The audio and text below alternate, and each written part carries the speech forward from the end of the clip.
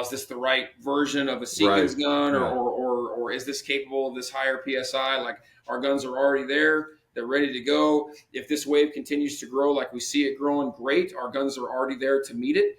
And if it dies off, no harm, no foul. Our guns are absolutely bomb-proof for the regular stuff that you're shooting every day right now anyway. So So a guy can buy a new production PH3 and 6.5 Creedmoor today, and then in 2 years he can buy, if it happens, a 6.5 Backcountry barrel from you, put it on that rifle, and he's good to go. Wow, he's ready that to is go. awesome, man. Yep. Hi there, John McAdams here. Thanks a lot for joining me on episode 391 of the Big Game Hunting Podcast. Today, Matty Nelson, the Director of Business Management for Seekins Precision, joins me on the show to talk about his company and the outstanding hunting rifles they make. Now, of note, Seekins Precision was one of the notable companies to initially pick up both of the currently SAAMI standardized high pressure rounds in the 277 Sig Fury and the 7mm Backcountry. Now, not only that, but the hunting rifles Seekins Precision is making right now are forwards compatible with that same technology, and with just a simple barrel change, which you can buy from Seekins Precision if and when that time comes, can easily be adopted to shoot new cartridges like a hypothetical 6.5 or 300 backcountry that we might see in the next couple of years. So we'll discuss this in more detail during today's interview, along with the specifics of their current production hunting rifles, what sets the company apart from competitors in the industry, what their warranty is like, the different accessories and whatnot that they sell, all of that stuff. Before we get started, make sure you are on my email list. If you like the podcast, you will love the emails I send out every weekday about hunting, shooting, ballistics, stuff like that. So go to the link in the episode description or biggamehuntingpodcast.com/ebook. Sign up there. You will get a free ebook I have written about my favorite hunting cartridges. Plus, you'll also start to receive the emails I send out. Okay, let's get started talking to Matty about Seekins Precision. All right, good morning, Matty. Thank you so much for joining me on the show. I've heard a lot about Seekins Precision rifles for a long time. I'm excited to talk to you about those rifles in more detail. Thank you so much for having me on. I'm excited to be here. Well, let's start out with a story involving a Seekins Precision rifle, and then we can go into more detail about the company and your guys' rifles. Fair enough. So we make a ton of different rifles. We have a ton of different options. We have a bunch of different platforms. We have the PH3, which is very popular, the Element, which is kind of a game changer, chasing that extreme lightweight stuff. We have the Element Hunter, which is a new offering this year where we married a hunting rifle and a chassis, everything else, but kind of a good hunting story that involves Seekins Precision is actually how the company started. So Back in 2004, Glenn Seekins was out on a hunt, and he had the lifetime whitetail stand up in front of him at not a far distance, chip shot, easy day, and he missed 4 shots in a row and was a little upset, a little confused, like, I don't know what's going on. He's a diehard whitetail hunter. Glenn Seekins loves to do that. And he started checking out what was going on, and one of his rings had actually cracked. And so his scope was kind of all over the place. And he thought to himself, man, these are big, heavy, stainless steel rings. There's got to be a lighter weight option for hunters that provides a little more grip, and there's just got to be a slightly better way to do it. So he rented time on a CNC machine, had his regular day job that he was doing, and he started, taking classes, learning how to write programs and create CAD files that could be transferred into a CNC machine and cut parts. And his first shipment of scope rings was like 20 scope rings that they put up for sale on Sniper's Hide. And that they went like wildfire from there, and here we are today. So that's kind of how. Jeez. Kind of two in one for you. There's a Seekins hunting story that involves Glenn Seekins directly, but was also the inception of the company. So you said this was about 2004? Yes, sir. Man, so 21 years ago that happened. Man, and so you started making scope rings, and now you're making precision hunting rifles and continuing to make the scope rings. I actually use Seekins rings on several of my different rifles. Awesome. Yeah. So it was they as they started growing. He took that gamble, and Glenn is one of those guys that is an entrepreneur to his core. He walks around and he sees the world differently than we all do. He's the guy in the meme with the equations that are all just out in front of him, and that's how he lives his life. He'll text me all the time at 2, 3 in the morning. Like, man, I wish I could get it to stop, but it doesn't stop for him. It's a nonstop process. So he took the risk, quit his day job, went full time into making scope rings. They got a couple more machines. They started doing small parts and accessories for AR rifles, which were successful. Then they started making complete AR rifles, which is kind of where they got their feet under them and figured out, like, hey, we could probably move some stuff around in this industry. And then we came out with the first hunting rifle in 2017, 2018, the PH1, and it has been a rocket ship ride since then. I mean, just insane amounts of growth, unbelievable, right time, right place. It's just been fun for me to be a part of. So, where are you guys based out of? So we're out of Lewiston, Idaho. Okay, so now Lewiston, Idaho is right across the river from Clarkston, Washington, right? Yes, sir, it is. Yep. Yeah, so Lewis and Clark. Where Lewis and Clark came down, they were starving to death. Okay. They were eating their horses, and the Nez Perce Indians took pity on them and gave them a bunch of smoked salmon, and they were able to make it out of here. But yeah, it was not a great event for the Lewis and Clark journey. Yeah. So your guns are made in the USA, then? They are. We take extreme pride in the fact that all of our stuff is made in the USA, but not just made in the USA. From the firing pin out, we make all of the parts for our guns under our own roof. So we don't outsource it to another machine shop. We don't have a bunch of different people making a bunch of different stuff, and we hope that those parts line up well. Those tolerances will work for our benefit. We don't do that. So we make everything on our bolt guns except the rubber butt pad and the trigger under our own roof right here at Seekins Precision. Every firing pin action, bolt body, bolt handle, bolt face, the extractor on the bolt. We make all the way down to stuff that you think wouldn't matter as much, like the adjustable cheek piece on the PH3, all of the columns, and then the mechanism inside the stock that allows you to adjust it up and down. We make that here. Every single part of those rifles we machine under our own roof, which means the tolerance windows we have are extremely small. Fractions and fractions of an inch, very, very, very tiny.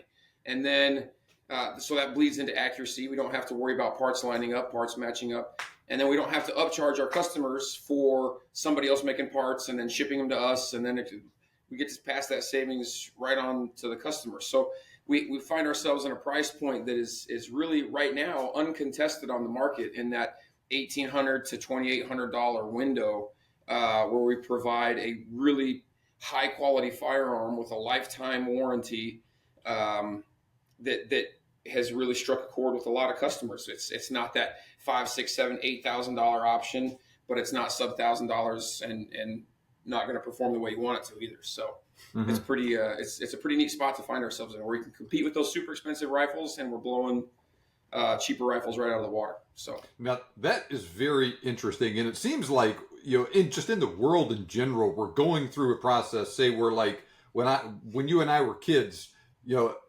things were becoming more distributed, shipping stuff overseas and all of that stuff, and now it seems to be going back the other direction. For different reasons, and there's pros and cons of doing it both ways or either way.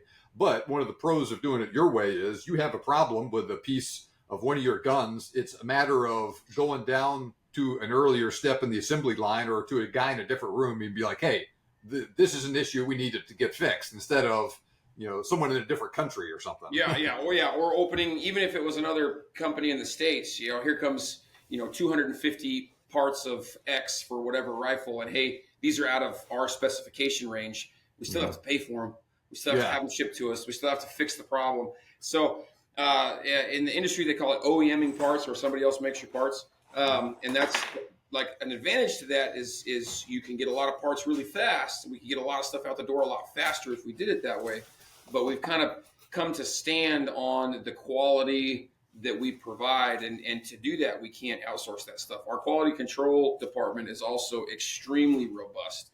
So for every phase of something getting cut, there are physical and material inspections after each operation of it getting cut. So there's 2 or 3 or 4 operations for an action before it goes on a bolt gun, and after every one of those operations, it's getting pulled and measured. There's a certain lot number. So if there's anything out of spec, we can go back immediately and catch it within the next 6 receivers.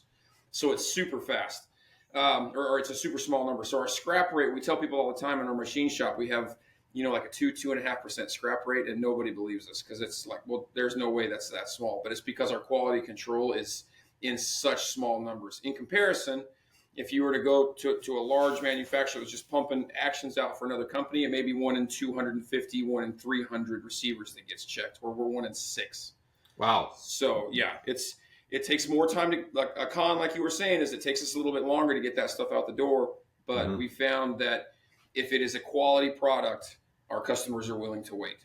So that's a pro and a con kind of at the same time. So yeah. But if you're also spending that kind of money on a rifle, the consumer wants it to work and all of that. So seems like our friend Mike Stilson is pretty busy working the QC end with you guys then. He's an integral part of our quality control department. So the director of quality control is Lucas Mattoon, and Mike Stilson is his right-hand man. And the guy that everybody goes to talk to, because Lucas scares the hell out of everybody. So Mike is quite busy back there making sure. There's certain things that are 1 in 6 or 1 in 8, but then there's certain things that have to be every single one. So every single barrel has to go through quality control. They all have to be no go gauge. They all have certain measurements they're looking for on every single barrel that passes through the shop. Right now, we're putting out between 400, 475 guns every 4 days. We have several machines landing on the shop floor between now and the end of the year, and that will bump that number in Q1 to like 700, 750 guns every 4 days. So Mike is, and the quality control department's super busy. Yeah. Well, tell us a little bit about your specific hunting rifles. I know you make different rifles for different things and whatnot, but let's focus mostly on the stuff that people would be hunting with. Let's start with the Havoc line. Perfect. So all of our bolt guns actually fall underneath the Havoc name. So whether it's some of our heavier competition rifles or some of our other stuff, they'll all have Havoc somewhere in the name, because that's just kind of what designates, hey, here's the bolt gun department type deal, right? So we have the Havoc PH3, which is our do-it-all rifle. So we changed a couple things about it this year. We had the PH1 and we had the PH2, which was extremely popular, but Glenn can't let it sit, so he went online, which was terrifying. And asked several different forums and Seekins owners groups, like, hey, really appreciate you guys, purchasing our stuff and having these online groups. If we could change anything about the PH2 to make it better, what would it be? And there was several, a bunch of different responses: shorter barrels, full length arc array or M-lock rail on the bottom, adjustable cheek piece, et cetera, et cetera, et cetera, et cetera. So he went in and said, hey, this is what we're going to do. And then we're not going to change the price at all. So we came out with the PH3. It's the same price as the PH2. We launched it last year, but it has a quick change barrel system. So you can take the barrel on and off. You can change calibers. Short action's got to stay with short action. So 6.5 PRC down to 223. And then long action's got to stay with long actions. But you can swap barrels back and forth. So if there is a new cartridge that comes out, for example, like 7mm Backcountry, and that's a big expense for somebody just to test a new cartridge. They got to go buy a whole new rifle. PH3, you can buy a 7 PRC, and then you can buy a 7 BC barrel for $550, and then the barrel's only $550. If it's a gamble that you lose on, no big deal. But if not, now you got 2 guns for the price of 1 with that quick change barrel. And it has full length arc on the bottom, adjustable cheek piece. We had everything that the customers were looking for, and we didn't change the price tag. So it still comes in around $18.95 MSRP. And it is kind of our do-it-all, go-to rifle, which has been a lot of fun. People chasing weight, looking to go on those. If you hike around Idaho where we're at, like the hills don't look that bad till you're on them, and then you realize, man, that 60, 65 degree angle is no joke. You're in 4-wheel drive, just scrambling up that hill for all you're worth. So if you got to do that for several miles in a row, then you're starting to look at, hey, how do I make this rifle as light as possible? So we came out with the Element, which is an aluminum receiver with a stainless steel sleeve pressed in on the inside. So we save almost a pound and a quarter of weight just on the receiver alone. And then this year we came out with a carbon fiber barrel for it. So a little bit more weight savings there. And it also has a quick change barrel. So it comes in the same stock that the PH3 comes in, has a full length arc on the bottom, adjustable cheek piece. but then that carbon fiber barrel and that lightweight action. And that gun comes in right about 6 pounds, which isn't bad. So by the time you get rings and glass on it, you're still sub 10 pounds. If you're picking the right glass, you can be right in that 8.5, 9 pound range, which is really a nice lightweight rifle to go pack around. So that was the Element. And then there was a big jump in the industry 2 years ago where everybody was like, hey, we love competition shooting. We love all the features of a big, heavy chassis rifle. How do we bleed those over into a hunting rifle? So I can have easier ways to mount things, better rail options, et cetera, et cetera, et cetera. But what a lot of companies did is they just took their big tactical chassis and put it on a diet. Mm-hmm. So they felt weak, they felt flimsy, there was a lot of flex in them. They didn't feel like a hunting rifle, so it just didn't catch on with a lot of hunters because it didn't look right and then it didn't feel right. So we thought, hey, how can we provide some options? We have some great tactical chassis setups that we learned a lot from, and we figured, hey, how can we have a train wreck between our super popular hunting rifle and our pretty popular heavier chassis style rifles? So we came out with the Element Hunter, which has the fit, form, and feel of a hunting rifle on the front end. So it looks and it feels just like a hunting rifle. It's carbon fiber or carbon composite skins on the side. It's not very plasticky, so it feels right. It's not metal or aluminum where it's real cold. It feels like a hunting rifle. It looks like a hunting rifle. But then on the back end, we integrated a folding chassis stock. So you can fold it up super small. If you get like a little 16-inch barrel, it's really tiny. It's very packable, easy to suppress. And that's kind of the Element Hunter. So it's our extreme lightweight option. The short actions are right at about 5.5 pounds, which is crazy light. And we do it in both short and long action calibers. So I'll just rattle off some of the cartridges that you have listed on your website for these different rifles. And it looks like it's pretty darn similar for each of them. 6 Creed, 6.5 Creed, 6.5 PRC, 277 Sig Fury, 308, 7 Win Mag, 7 PRC, 7 Backcountry, 300 Win Mag, 300 PRC. And interestingly, with 308, I see you have a 1 and 11 and a quarter inch twist rate on it. That is an unusual twist rate. I don't know that I've ever seen for a 308. So it's faster than SAAMI spec, but not as fast as the 1 and 10 you see sometimes. Yeah, so there's a couple different options with that 30 cal. So you can get like a 1 in 10 is a pretty popular twist for like 300 Win Mag or some of those bigger 30 caliber bullets. 308 1 in 11 quarter actually is like military standard. So we got a couple big gas guns that we have some military contracts with, and it's easier just to run that 1 in 11 and a quarter than it is, because that's just what the standard is. If it's too fast, you end up with too much spin drift on some of those heavier bullets, the 175s or the 182s, and they just walk to the right too far with that spin drift. But it's 111 a quarter for that stuff, and we just bled it over to our bolt guns, and they shoot bananas accurate. So if it ain't broke, don't fix it. Don't go looking for trouble where there isn't any, because you'll find it. So they're shooting good, and that's why we stick with that twist rate on the 308s. Okay, very interesting. Now, tell us a little bit about how your quick change barrel process works. How easy is it actually for someone to do that? So it's super simple. It does require some tools and a torque wrench if you have it in inch pounds. So you take the barrel to action out of the stock or out of the chassis, and then there is a clamp. On the PH3, it's integrated into the actual receiver, and then on the Element, because we can't flex and torque aluminum like that, it's actually a collar that goes on the front of the action. So you loosen that screw and you take the collar off, or you loosen that screw on the PH3 and it loosens the clamp, and then you can just unscrew that barrel by hand. You screw the new barrel on by hand. You give it a nice twist at the end, make sure it's snapped into place. You tighten that screw back down to 20 inch pounds or 2-finger tight, and then you put it back in the stock. The stock screws are between 45 and 60 inch pounds, depending on the model. And that's what you really need the torque wrench for. You don't really need the torque wrench for the clamp. 2-finger tight's about 20 inch pounds. You'll be good to go. Wow, that is very interesting. I mean, It's this sounds like simple, it's... the whole process takes, if you have a torque wrench on hand and you're ready to go, the whole process, the longest part is literally unscrewing one barrel and then screwing the next barrel on, because it's a million threads to go through. But you can do it all in about 2.5 minutes. Wow. All right. Now, I see, looks like you use Trigger Tech triggers on most of your rifles. We do. Yep. So we use TriggerTech triggers on everything. We use the primary or the diamond, depending on the model that you're looking at, which are adjustable triggers, which is great.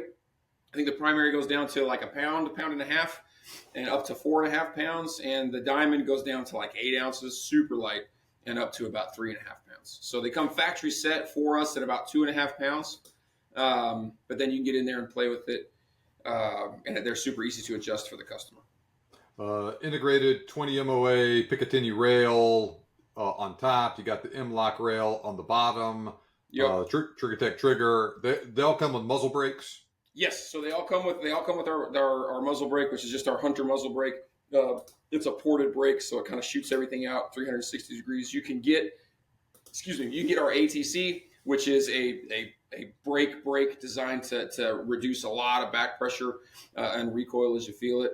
But yeah, the integrated rails for the scope base, that's where it's at. You don't have to worry about tightening screws down. Everyone has a story about how, hey, I had this rail and it came loose and I didn't know, because everybody checks their scope rings. Nobody checks their scope base, and those screws like to come undone. So we said, hey, we don't want to hear about these problems from any of our customers. So now we just machine the Picatinny rail into the actual receiver. It's never coming off. No, so you can't even take it off if you wanted to. It's not even you could if you had a Dremel, but that's about it. Okay, very, very good. Yeah, and it is funny, the evolution of that in the space too, because it used to be a big deal a long time ago. Oh man, this rifle's drilled and tapped from the factory. You can put a scope on it, and now it's got a rail on it, and you're putting a scope on it. It's coming in. So we still sell tons of scope bases for a bunch of different rifles. It's a very popular part that we sell, but it is as far as our own rifles go, we have made the jump to just machining them straight into the rifle. Okay, very good. And it looks like all these are threaded 5H24? Correct. Yeah. So real easy. Threaded 5H24. The brake is just hand tight, so you can spin it off, put whatever suppressor you want on there. Suppressors if you look at suppressor sales for the last 2 years, they have absolutely skyrocketed. The fact that you're not going to have to pay the $200 come January is going to be a big deal for the next couple of years. So that's you still have to do all the NFA paperwork stuff to register the suppressor, but you don't have to pay the $200 tax stamp, which is pretty nice. But suppressor sales have rocketed, and hunting with a suppressor has been a game changer for a lot of people. I received my first suppressor in 2022, and man, I'm never going to go back and do it the other way unless I have to. Once you shoot civilized, it is hard to go back to savagery. It is.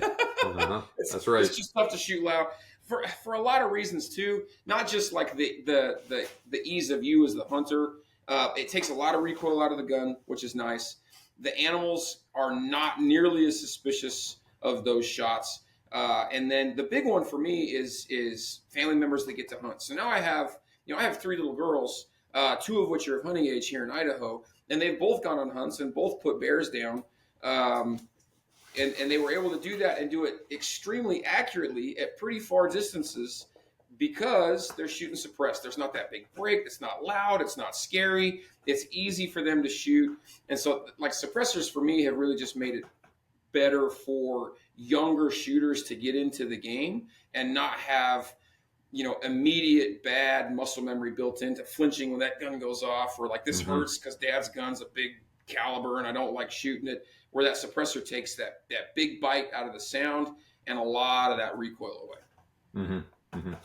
And I guess one last thing before we move on, you have a mix of very new and much older cartridges that you offer your rifles in, but it also seems like too, especially in the cases like 7mm Mag in particular, that it's set up in a way that you can use the modern bullets in it. You have a 1-8 twist in it. It looks like some of these cartridges, your rifle is set up where the magazine and everything is set up in such a way that you can use a little bit longer than SAAMI spec cartridge in it. Is that right? That's correct. Yeah. So our short action is actually more of an intermediate action length, and then our long action is plus just a little bit. So the magazines that we have are proprietary to some of those long actions because we are longer, but that allows you the hand loader or some of these newer bullets where they're just a touch longer. You have some forgiveness in the space there to really be able to maximize that cartridge to your benefit. If you need to push it out just a touch, you can do that. and that allows you a little bit better performance out of some of those older cartridges where technology has kind of outstripped them. But now with the correct setup, you can go ahead and gain some of that back. So like a real long, heavy, high BC 7mm bullet, you could work in the 7 rim mag, for instance. Correct. Then, yeah. Okay. All right. Very, very good. Anything else we need to talk about with the Havoc? One last question. You said that was a new rifle for last year, so 24 or 25? 24 was the Element Hunter is when we came out with that. It's been extremely popular. It's like you can't find them anywhere. So we get 200 emails a day to our customer service guys saying, hey, I need this and I can't find it. And we're shipping them every day. They don't stay on the shelf hardly at all. So we have several major dealers. They don't even unbox the guns. They have a list of people and they just start calling and say, hey, you got 30 minutes. And then it goes to the next guy on the list. They don't even go put them on the showroom floor because it's not worth their time. That's how fast they're selling. Man, that is a good problem to have. My goodness. Of the problems, I will take that one every time. Yeah, you got people fighting over who gets to buy your guns. Yeah. And with the quick change barrel system, a lot of guys have realized too, like, hey, it doesn't even matter the caliber anymore. If they have one, I don't care what it is, I'm going to buy it. And then I'll call Seekins and have them spin me up a different barrel. Or we have several manufacturers, R1, Proof, Bartlett. We got a bunch of people that are making drop-in barrels that are ready to go.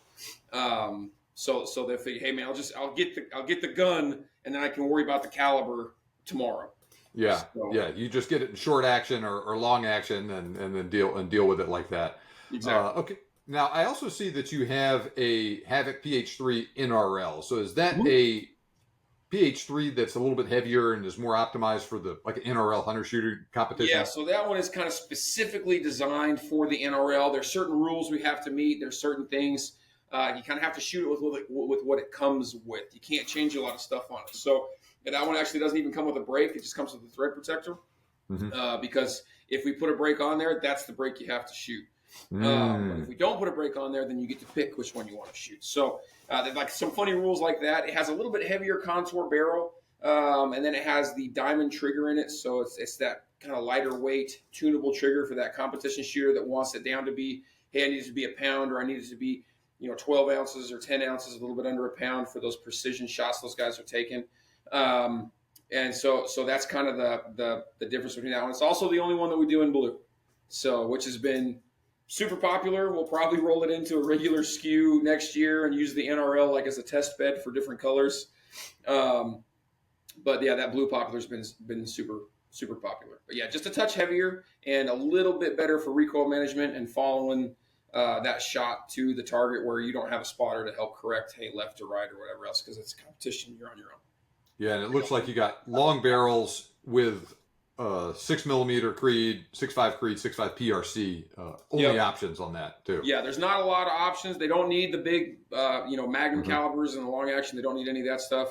So 6 Creed, 6.5 Creed, those are the main hitters, and then 6.5 PRC. We have a handful of guys that shoot that. Comes down to what they call like a power factor. So if you have two guys shooting and they tie, the heavier bullet's going to win because he's got a little bit more recoil to deal with, etc. So, what is that rifle like topping out at? Like when it's all set up, how much does it weigh when people are actually competing with it? So you're depending on the scope that you put on it is a big one.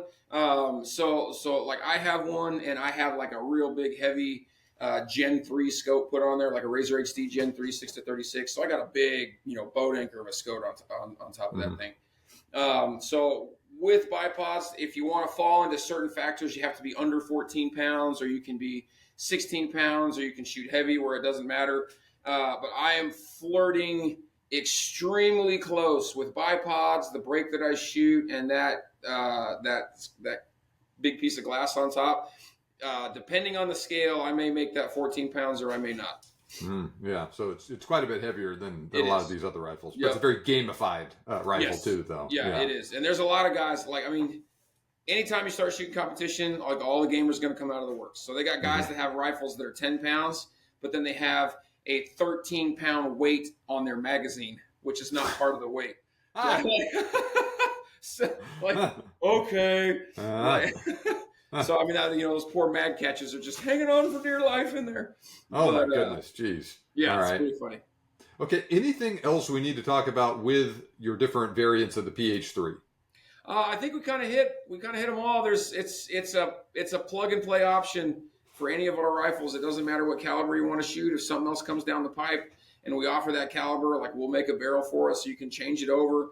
We're trying real hard to be a buy once, cry once type company where we can get you set up with one system and then have a bunch of different barrels for it, so you can, you don't even have to take your scope off your gun, and you have 3 or 4 or 5 different caliber options for the same system setup, and you're ready to go. You can get super comfortable with how that system works and run it out. Okay, very, very good. Well, what's the logical next place to go in this conversation?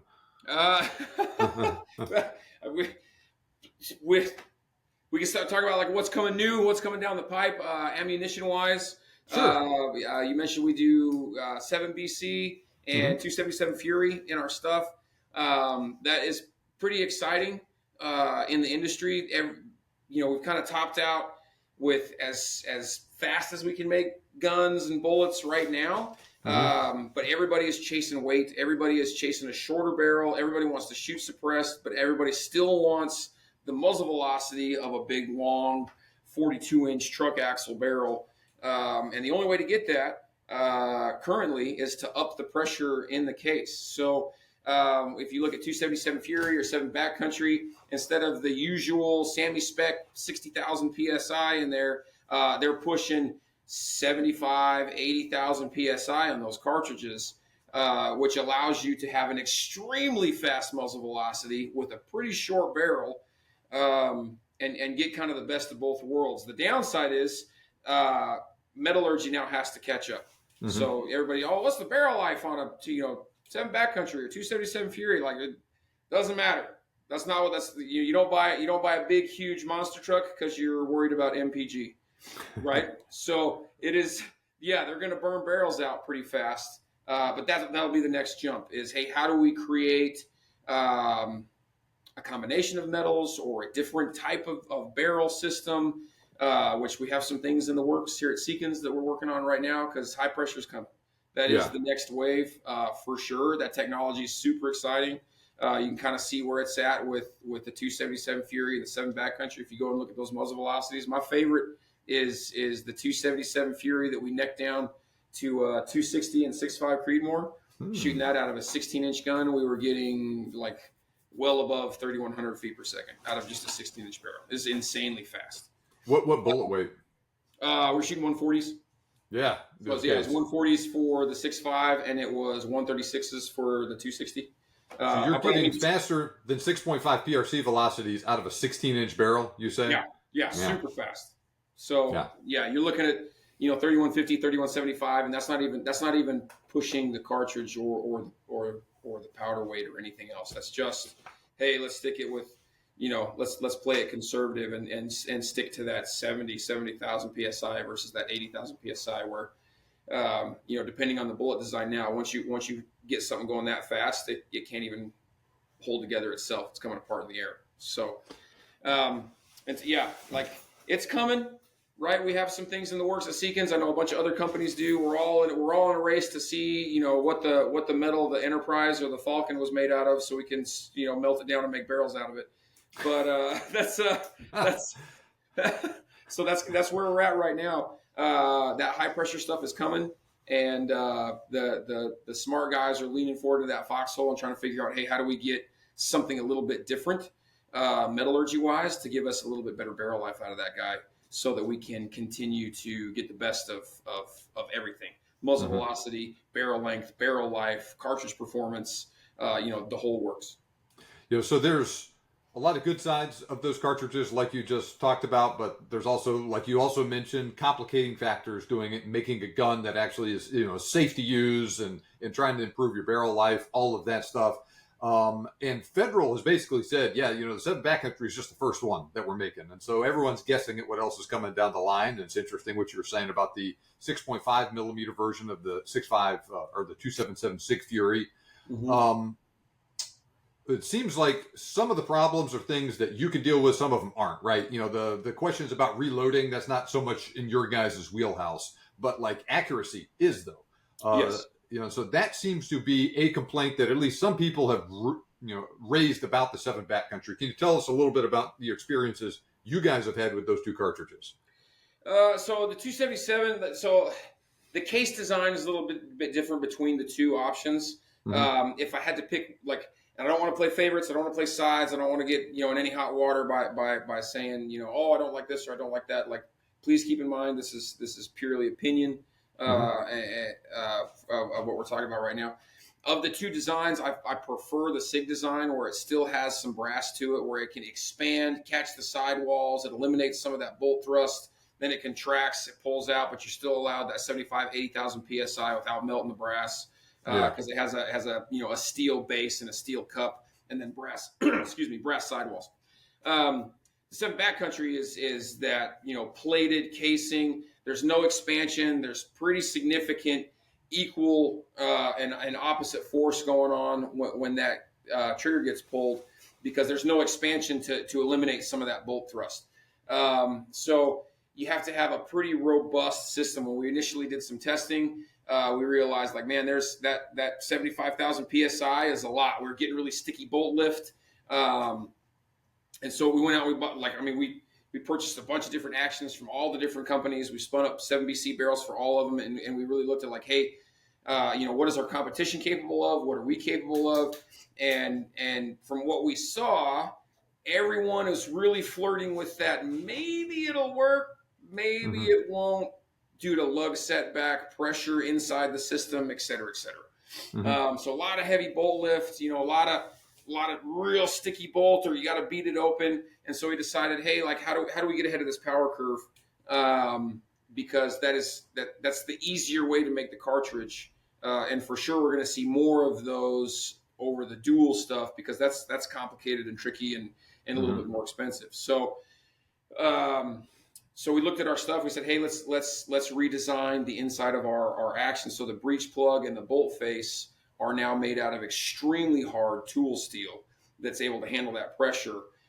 They're a monster to machine, because that's such hard material, but we only have to machine those two small parts. Then the rest of it, because we have a breech plug that is set into our action, not machined into the action, that allows us to be able to machine that part, marry it up with the bolt head, stick it in there. We went from a 4-lug on our PH2 design to a 3-lug with the PH3, which allows actually more bolt engagement for the 3 lugs over the 4, and the bolts are like, the lugs are they're pretty large, and the surface engagement you get when they lock into place is better than when we had the 4-lug design, which allows the transfer of all that pressure more evenly throughout the system, so you don't get that heavy bolt lift, you don't get it sticky. Then we have a bunch of different vent ports, so if somebody were hand loading and they did something extremely dumb, like fill it up with shotgun powder and pinch that bullet into place, we have a bunch of different vents designed, so that in the event that something catastrophic does happen, our action, barrel, receiver, like, everything comes down out of the mag well or forward of the shooter. We don't allow anything to come back towards the shooter. So while he may end up with a bunch of black carbon on his face and a pretty surprised look, he's still going to walk away and not have any catastrophic injuries, which is a big deal for us. We want to be sure that everybody's safe. But we over pressure tested our stuff to 110, 115, 120,000 psi. We blow guns up on the regular to make sure that our processes are continuing to stay where we want them to stay. But you can run, significantly higher than 80,000 psi and run it no problem in our guns without heavy bolt lift, without any of that, sticky bolt or anything like that. It's a clean, smooth process that is designed for that heavier or more, excessive amount of psi. That doesn't change anything for the current stuff that's out. 7PRC, 7mm rim mag, whatever. All of that stuff still runs incredibly well in the guns. They're just built bomb-proof now. So, all of the current rifles have this new bolt design and whatnot. Every single one. Yep. Okay. So they're all the same heavy duty steel. So high pressure's coming. We want somebody able to buy our gun this year or next year, and then in the next year, 2 years or 3 years, when some of this stuff comes rolling down the pipe, all they have to do is buy a different barrel. Then they can go to the races and not have to worry about oh, is this the right version of a Right. Seekins gun, Yeah. or is this capable of this higher PSI? Like, our guns are already there. They're ready to go. If this wave continues to grow like we see it growing, great. Our guns are already there to meet it. And if it dies off, no harm, no foul. Our guns are absolutely bomb proof for the regular stuff that you're shooting every day right now anyway. So a guy can buy a new production PH3 and 6.5 Creedmoor today, and then in 2 years he can buy, if it happens, a 6.5 Backcountry barrel from you, put it on that yeah, rifle, and he's good to go. Wow, he's ready that to is go. awesome, man. Yep. That is super cool. So I cut you off, and you were going to tell us about accuracy. Go ahead. Oh yeah, like accuracy with the 7BC. They had some issues with it when it came out of the pipe. Some bullet depth, some neck tension, a couple other things that we saw. But they've got that ironed out pretty good. So it's when you lead the charge, that's a tough one to go, right? Mm-hmm. So I heard a saying a while back, and I thought it was quite apropos. Pioneers get scalped, settlers get the land. Mm-hmm. So somebody's got to lead that charge. Federal sacked up and they did it, and they're headed off to the races with it. I think it's a great cartridge. I think the technology that it's providing is really the takeaway, though. Whether 7BC succeeds or fails is irrelevant, because that's coming down the pipe, right? I think they're going to do it backwards from how I would have done it. They're going to come out with a 6.5 BC. I would have done that one first. Everyone has 2 6.5 Creedmoors that they don't shoot anymore, sitting in the gun safe. So instead of having to buy a whole new gun to test this new cartridge, you could have had a gun already in the safe, and you could have just gambled it on a box of ammo. But like I said, the technology is where it's at. That's what's coming down the pipe. That high pressure is the next wave of how to get bullets there faster. The military is already well down the road in some of these elite special operations units. They've been playing with high pressure for years longer than now we're just hearing about it on the civilian side, which is one of the rare instances where military shooting has outstripped civilian shooting. But that's the technology is the exciting part. Now, so for those that don't know what we're talking about, the 277 SIG is a short-action cartridge that'll give you about 270 Winchester velocity and performance out of a 16-inch long barrel.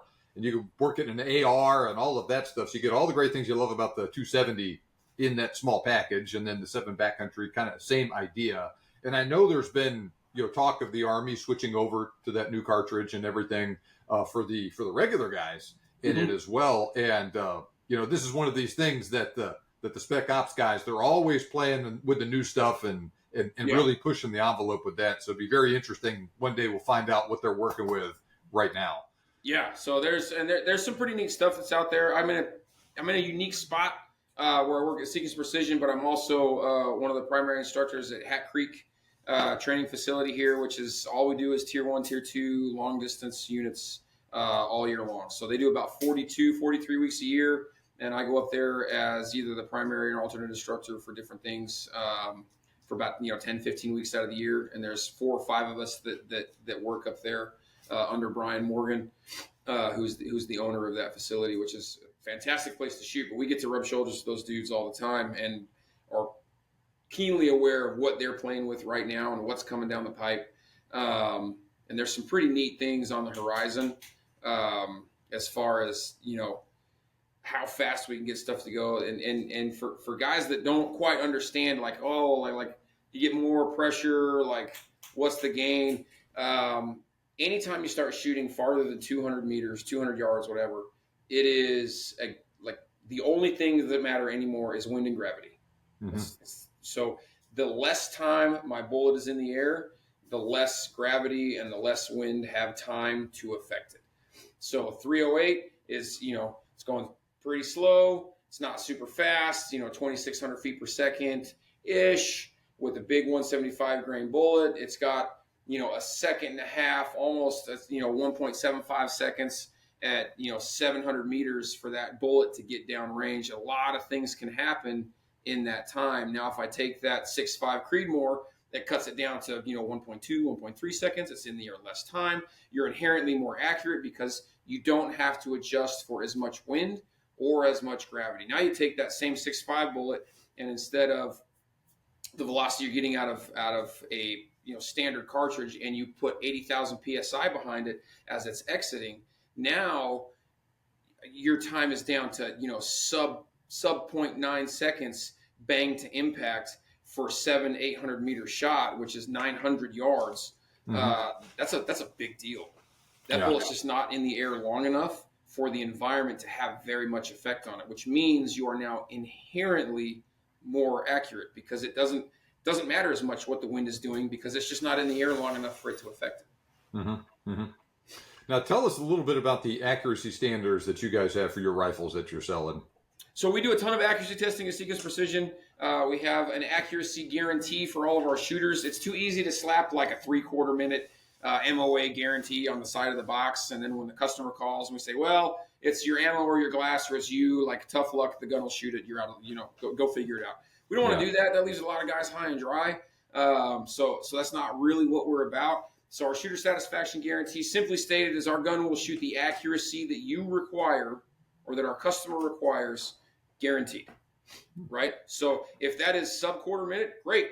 Our guns will do it, but there's a lot of education that needs to go into there. We get a lot of calls every day from a guy that is a 1 MOA shooter, but he expects 1/4 minute out of his gun. So now there's some learning that needs to go on there, right? So we'll happily pay to have any of our guns sent back to us for accuracy testing, and we'll shoot it, and we'll say, hey, with our shooters that have a lot of time behind guns, with very high-end glass, and with match-grade factory ammunition, this gun is a 1/4 minute gun.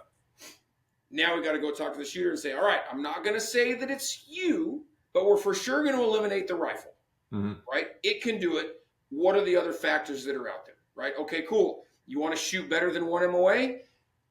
You got to buy something that's not the Walmart blue light special for glass, right? We got to get something that has, parallax or side focus adjustment. We got to get something that's a little bit better, and it's gonna be able to help narrow your point of aim down to a 1/4 inch at 100 yards. You want to shoot, sub 1/4 minute groups? Awesome. Maybe not off the hood of your truck with 12 dogs in the bed, or maybe not in Alabama after a rainstorm at noon when it's 120% humidity and the mirage is out there just making that target wiggle all over the place, right? So there's a lot of learning and education that we pass on to customers every day to ensure that they are getting the accuracy that they expect out of their system. What sort of factory match grade ammo are you using for a lot of your testing? So we try and stick with like the match grade version from a couple different companies. So we'll shoot Federal Gold Medal Match, we'll shoot ELDM. So we try and stick with that kind of higher end match grade ammo for that stuff. Now, if there's a customer that calls up and is like, hey man, I can't get very good accuracy, this is the ammo that I bought. If we can source the same stuff, or have him send a box back with his rifle, we'll shoot that. And sometimes, the quality of the ammunition has a lot to do with when you start chasing 1/4 inches. Hey, I want to go from 1 inch to a 1/2 inch. That's a big deal if you have really crappy ammo. It's just not going to do it. So that is, some of the conversation that we have with our guys. So the accuracy testing we do in-house, we try and stick with match grade, top tier stuff. That is also very, very common and popular on the shelf that's out there. But if it's a reloader, or he's, then we start getting into more of the weeds of, okay, well, like send us your bullets. Let's see what you got. And we'll take apart 10 rounds and weigh them all and call that guy, man, you make really, really good machine gun ammo. Every bullet's seated at a different length. Every powder weight's different, right? Or, hey, no, your loads are spot on. Everything is perfect. But we're just pushing it like it's too fast or it's too slow for the twist rate, et cetera. So we'll walk them through all of those intricate processes and make sure that their knowledge is on point with what they need to do to get the most out of their system and get the accuracy that they're expecting out of that weapon. What is your warranty? It's a lifetime, no questions asked, repair, replace. So it doesn't matter what happens to it. It could be self-imposed. You could send me a video of you cutting it in half. I'm only going to do that once, right? But it doesn't lifetime, no questions asked. Give me half a second. So this guy was absolutely destroyed by a carrier that was supposed to get it back to our customer. It came in for some issues, like it was an accuracy thing going on. So we went back, we looked at it, we got everything tuned up for him, everything squared away. Ended up being some scope issue and some ring tightness issue that we got fixed for him. But the carrier, golly, geez, it was under a truck, I think. I'm not quite sure what happened here, but they destroyed it, and then they sent it back to us. No explanation. The customer never got his gun. He was like, "Hey, man, like I was watching the tracking. It went to Tennessee. He lives in Utah, and then it came back to Seekins." He's like, "What the heck?" So we opened up the box, and we were like, "Oh." Let's make some phone calls because I don't make this optic, right? So we ended up footing the bill. We paid for the glass. We paid for his different muzzle brake. We paid to upgrade his ARCA rail system, and then made him a completely brand new SP10M rifle and shipped it out the door. So it's we do it all the time. I've covered house fires, horse rolled over on my gun. Like my four-wheeler went down the mountain without me on it, but the gun was, like, you name it. I've seen it. We've covered it. But it is literally a no questions asked, repair, replace policy for the life of that rifle. Wow, that is super cool. And that is a really good story and a good example of it as well. Now, tell us a little bit about some of the accessories you guys offer. You've touched on, like, your scope rings and whatnot. What all do you sell, and what's the process like with that? So we have a ton of small parts and accessories, Picatinny rail sections, ARCA rail sections, specifically for kind of the bolt gun side. Like tripods have changed the game for all platforms of shooting, all disciplines of shooting, whether it's military application, competition, hunting. It's a guaranteed shooting position that more and more people are realizing, like, hey, this is a very successful way to go out. I can double my ethical distance on an animal because I'm not so wobbly. And that's a big deal. I don't think an animal has been taken in the shop from anybody here, and everyone is an avid hunter that hasn't been shot off a tripod in 4 or 5 years now. Wow. It's a big deal. But to get that to work, you have to have some type of mounting attachment on your rifle, whether that be an ARCA rail section or a Picatinny rail section. So we machine all those here in-house. We make a ton of those. On the gas gun side of the house, we make everything. So you name it. Gas blocks, lower controls, magazine releases, enhanced bolt releases, charging handles, the works, everything that there is. So we machine all that stuff right here in house. So if you go to the website and go to small parts and accessories, the page is on and on and on with all the stuff we make here. Yeah, get all that stuff. You can get muzzle brakes, and you mentioned $550 for a new barrel. So you just Yep. So our new barrels are $550. If it's the carbon fiber barrel, they're a touch more expensive. But I won't even lie to you. Everyone that gets wrapped right now, because we do that all in-house. So every barrel that we're making already has a home on a rifle. So we don't have a carbon fiber second barrel option. But R1 Precision is making carbon fiber barrels like crazy for drop-ins on anything that we have. So all of our actions are open source. If you go to the website, you go to the gun you're looking at. Usually I think it's the last image on every gun, but that is like everything, every detail you need. You print that off, take it to your guy, and he'll spin you up a barrel according to the specifications needed to match any of our actions. Okay, yeah, I'm looking at that right now. Okay, very, very, very good. And for a barrel that they can buy from you, it's as simple as, I want it this cartridge, this length, and that's it. Yeah, yep. So we don't do custom crazy lengths because, like I said, they're so popular right now. We barely have... we just hardly have any barrels left over anyway. So, but as we get more caught up with that process, there'll be more available. But yeah, so it's either the 20 or the 22 inch, or for the short ones, or the 24 to 26 inch for the long ones. And yeah, we're making them out. You call us up, get one on order, and when they're making barrels, it's easy enough just to stack them on that week that they're ordered and be like, hey, we'll put 3 or 4 more extra barrels in on the weekend shift and get them taken care of. All right. Well, tell us another interesting hunting story involving a Seekins Precision rifle as we start to wrap things up. So there's some fun ones. There's everybody here at the shop hunts. The first week of August for the early season elk, and then the first week of October. This place is a ghost town because everyone's out shooting our stuff. We try and run like 4 10-hour shifts or 4 12-hour shifts here at the shop, and then everybody goes out and shoots their Seekins products Friday, Saturday, Sunday.